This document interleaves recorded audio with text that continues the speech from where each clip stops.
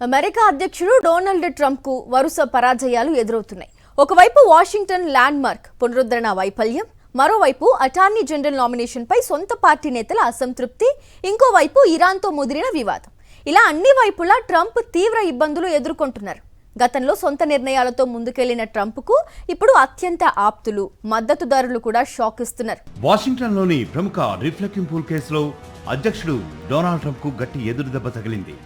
Reflecting pool ను ధ్వంసం చేశారంటూ మాజీ ఒలింపియన్ డేవిడ్ హెయిన్ పై పెట్టిన కేసును యుఎస్ అటార్నీ జీనిన్ పీరో కొట్టివేశారు. పూల్ నాణ్యతా లోపం వల్లే పాడైందని, అంతేకాని విధ్వంసం జరగలేదని 20 పేజీల కోర్టు దాఖలలో పీరో స్పష్టం చేశారు.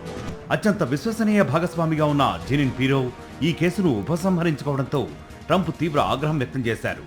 ఇది ఖచ్చితంగా విధ్వంసమైనట్టు ట్రంప్ సామాజిక మాధ్యమాల్లోనూ ఓవల్ ఆఫీస్ వేదికగానూ పీరో నిర్ణయాన్ని బహిరంగంగానే తప్పుబట్టారు. అయినా సరే చట్టపరమైన ఆధారాల ముందు పీరో తన నిర్ణయాన్ని మార్చుకోలేదు.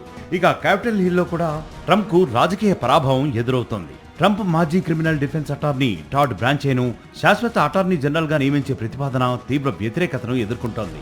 రిపబ్లికన్ సెనేటర్లు జాన్ కానిన్, టామ్ టిలిస్లు డెమోక్రాట్లతో చేయి కలిపి ఈ నియామకాన్ని అడ్డుకుంటున్నారు. రాజకీయం పేరిట అరెస్ట్ అయిన వారికి నష్టపరిహారం చెల్లించేందుకు ఉద్దేశించిన $1.8 బిలియన్ నిధిని పునరుద్ధరించబోమని బ్లాంచి హామీ పత్రం ఇవ్వాలని సెనేటర్లు డిమాండ్ చేస్తున్నారు. 2021లో క్యాపిటల్ భవనంపై దాడి చేసిన వారికి ప్రయోజనం చేకూర్చేలా ఈ నిధులు ఉన్నాయని, దీన్ని పోకిరీలకు ఇచ్చే నష్టపరిహారంగా సెనేటర్ టిలిస్ అభివర్ణించారు. వాస్తవాలకు దూరంగా తనదైన శైలిలో ప్రకటనలు చేసే ట్రంప్ కు ఇప్పుడు చట్టపరమైన ఇంకా రాజకీయపరమైన వాస్తవాలు సవాలుగా మారాయి. సొంత పార్టీ నేతలే ఆయన నిర్ణయాలను అడ్డుకుంటూ ఉండటంతో పదవీకాలంలో మిగిలి ఉన్న 2 ఏళ్ల రాజకీయ భవిష్యత్తుపై ఇది తీవ్ర ప్రభావం పడే అవకాశం కనిపిస్తోంది.